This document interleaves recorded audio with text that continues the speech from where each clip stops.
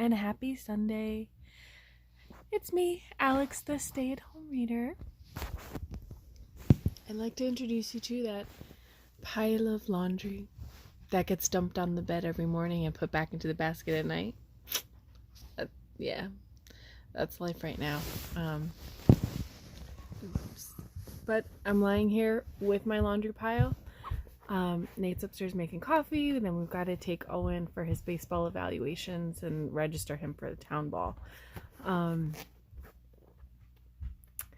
Getting back into this. I had read the first 50 pages and then put it down to read a library book. And now I'm back to The Color of a Dog Running Away by Richard Gwynne, and this I picked up in honor of Dewithon. Read The Blue Tent over the summer and loved it. So now Heather, the hype girl, not only for Dewithon but for Richard Gwynne, who got everyone to read The Blue Tent in the first place, she has said she's afraid to read this one because it, when you love one book so much, you're like, oh my gosh, please, author, hold up for me. So she's afraid that this one might ruin The Blue Tent for her. It might. It just might. So, hard to describe. I don't know. Maybe I'll just read you the back. Lucas, a musician and translator, Richard Gwynne himself as a translator, comes home one day to find a cryptic postcard on his doorstep. The postcard sets in motion a series of bizarre, seemingly interconnected events, leading Lucas and his girlfriend Nuria to be kidnapped by a religious cult with roots stretching back to the 13th century. Seeking guidance from a fire eater, a band of mythic roof dwellers, and his deeply skeptical friends, Lucas must figure out who to believe and who can believe him. And so this was his debut. A gripping ride of faith and deceit through Barcelona's Gothic quarter. Yeah, so far we've met the fire eater. He's just met and immediately become obsessed with Nuria. So that postcard led him to an art gallery. It had the name of a painting and a time, and so he went there and was waiting, all right, who am I supposed to meet here? But he catches sight of this girl and he kind of follows her around, and then he just walks up to her and introduces himself, and they're madly in love. So was that the thing set in motion by the postcard, or was he supposed to meet someone who didn't make themselves known? Question. So the first 50 pages, I was really intrigued by this, all these not consequences, what the hell was I gonna say?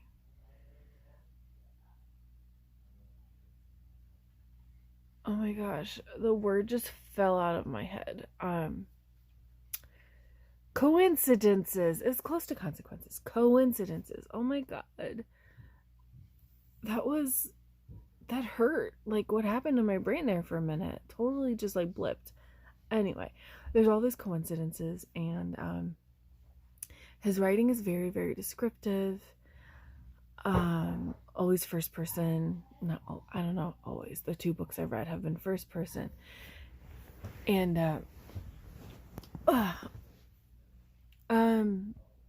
his characters are very confident, very comfortable in themselves and the way they interact with the world, and very confident in their abilities with women, who just seem to show up and immediately fall into a rhythm of shared life. And so I'm reading this and I'm getting kind of annoyed with the way he talks about Nuria, with the way the character speaks in general, just his voice in general, the way he describes Nuria, the way their relationship goes from 0 to 60 in 0.2 seconds. And I'm oh shit, it was exactly the same in The Blue Tent, right? But it didn't bother me then. Yeah. But it wasn't really bothering me now either. But that, so I stopped, read the library book, came back to this on like a party scene where is a bunch of British people having a party in Spain, and they were insufferable. It was bad. But now I'm also think they did this thing where like they were kind of telling stories there, and then he and Nuria one day in his apartment, Nuria tells him a story that was really bananas, and then it just ends, and he's like, "What happens next?" She goes, "I don't know. Sometimes stories just end. You should know that better than anyone else." Like, what does that mean? And the blue tent was a lot about like there's a whole library element where like one story leads to the other, leads to the other. Like, what can you learn from each story? Maybe that's his thing, which is interesting. But I'm feeling like DNF territory is creeping closer and closer. I need to distance myself from that party chapter. So let's see. I also don't want to ruin the blue tent.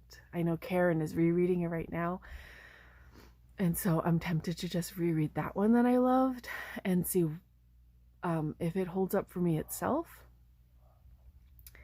I think if I do end up DNFing this, that's what I'll do.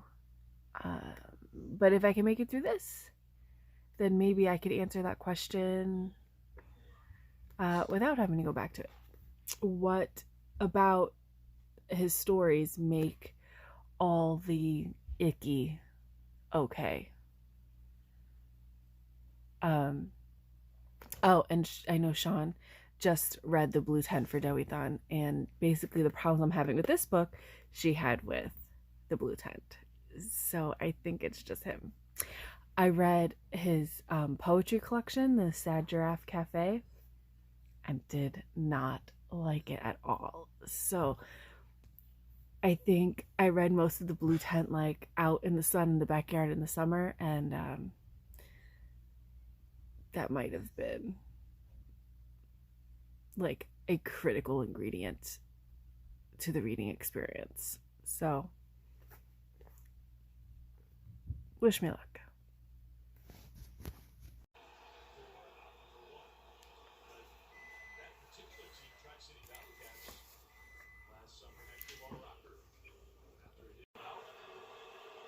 Say hi. Hello. Who are we rooting for? Puerto Rico.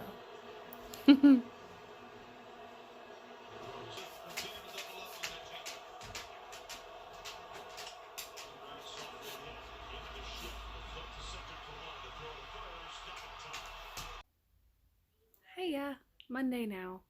Monday morning, drinking my coffee, reading my book. I am on page 115, so a little over a third of the way in. I'm not ready to DNF, but it's not great. And if I do a little skim reading, I mean, who can blame me? But I'm so curious that I'm not ready to DNF this. And I think curiosity is what drove The Blue Tent also. But I do feel like the writing was better in that one. Is that just my memory playing tricks? I don't know. This is kind of obnoxious.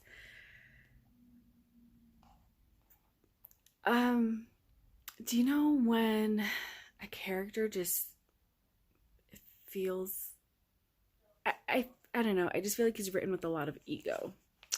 So there's that. And so far, like, nothing's happening. There's just like a bunch of weird encounters with like very eccentric characters, but nothing's happened. So let's give it a little while longer. Okay. It is slow going. I've been very distracted. So I don't know if you can really judge a book by how fast I read it, because man, there was a time where I could sit down and read an entire novel in a day. And I am not that person anymore. So yesterday I let the World Baseball Classic distract me. I let YouTube distract me. I watched some of The Force Awakens with my family, then watched more baseball, and I guess you would know the book is really good if it held my attention despite all the chaos in the house. But it hasn't. But that could just be me. I don't know. I'm rambling now when I could be reading. Immediately distracted. Immediately. I said, I'm gonna go read. I opened something on my phone, saw the score of the Korea-China game, and here we are.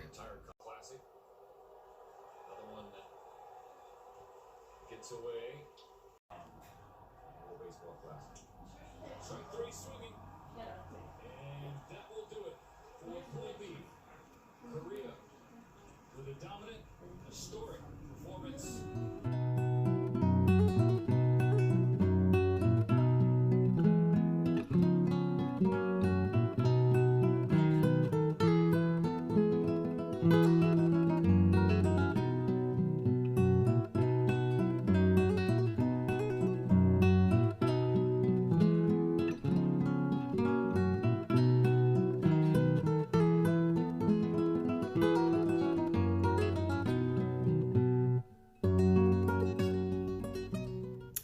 I've made it to part 2 or book 2 or whatever. As annoying as the writing and the voice is, I think I'm hooked. For the moment anyway, I am hooked. He's been kidnapped. He, what the heck is his name? Lucas and Nuria have been kidnapped. A very weird abduction scene. Like, he's semi-conscious. He's been drugged, put into what he calls a coffin, and he says something about like, oh, so this is dying. I'll have to remember to close my eyes next time. Like, really weird. And he wakes up in a bed and someone is explaining to him that, like, you're free to go, but when you hear what we have to say, you're not going to want to go. And he's given this like manuscript to read, and it's about this group who was trying to go hide in the mountains to it was during the Inquisition, and so they're trying to hide out from persecution, and they're on their way somewhere, and the list of who was on this in this little group of people is documented, but they never made it to their destination. They disappeared somewhere in the mountains. Like, I see where this is going, because apparently hearing the story is going to trigger their memory, and they're not going to want to leave. So, see right behind me, the gargoyle. Let me grab it. Hold on.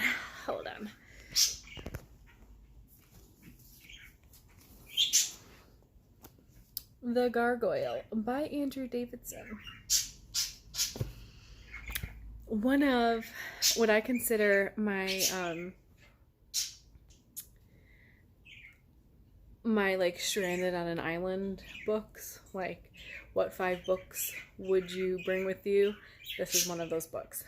I read it probably 2009, and I loved it.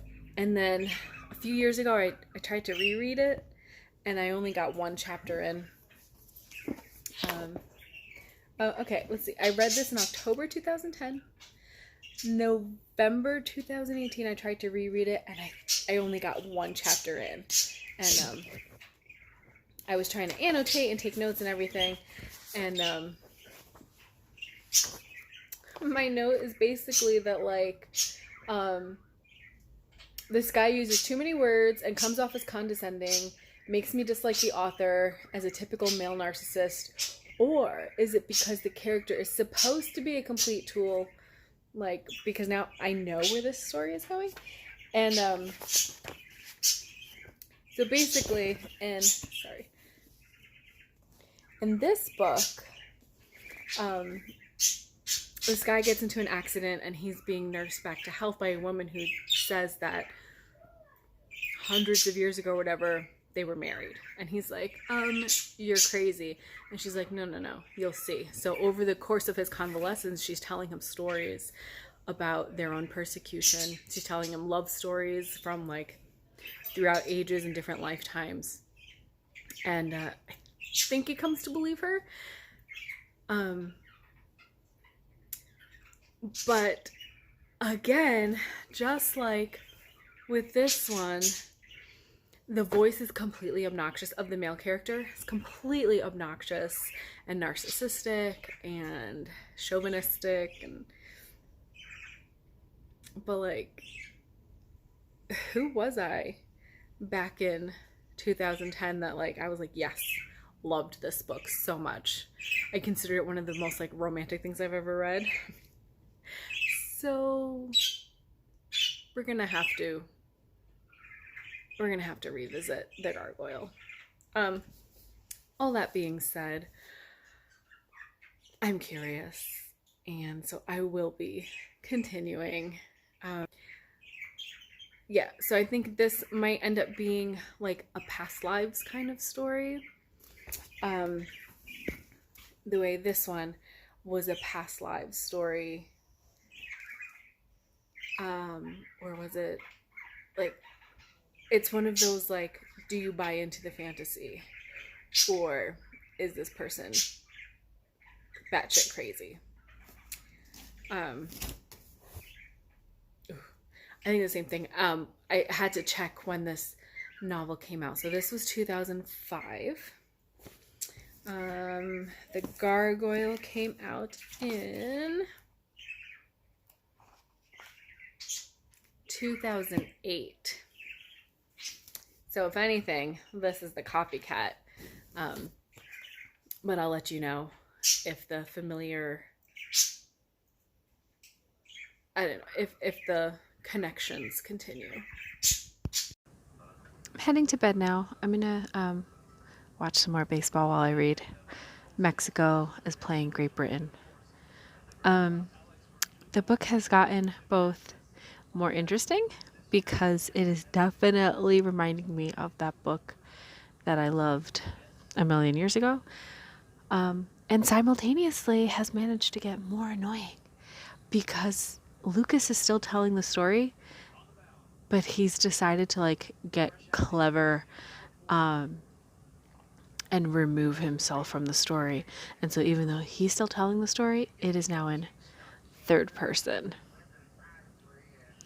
And the transition into that was really weird, where we have a scene with Lucas encountering two friends in the bar, and they're asking him a question, and he says, oh, Lucas doesn't know, Lucas hasn't heard, or Lucas this, and he's answering that way.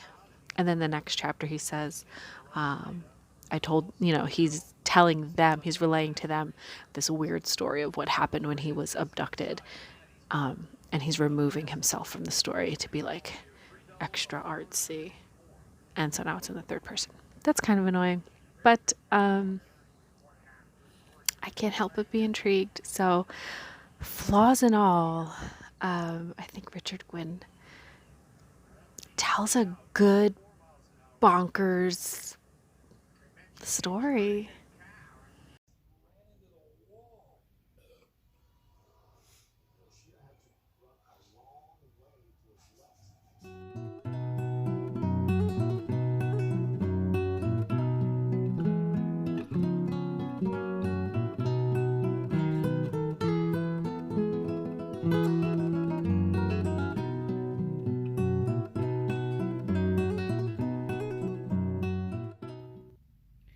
Will I ever finish this book? will I ever post this vlog? Who knows? It's going on forever. But update. The things that annoyed me make more sense now.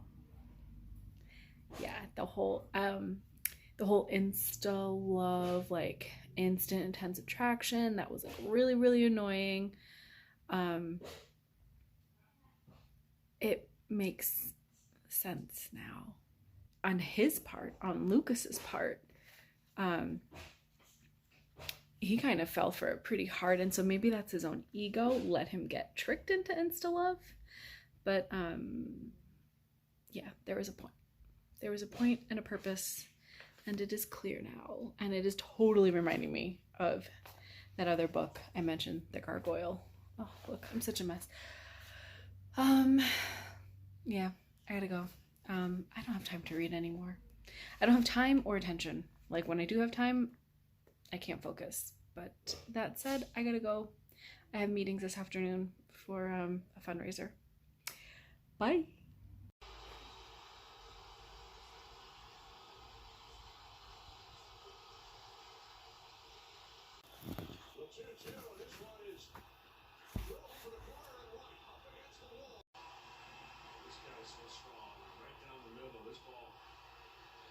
Deep as you can hit it without hitting a home run to straight center field. He knew it when he hit it. Swinging a miss by Peralta, nothing.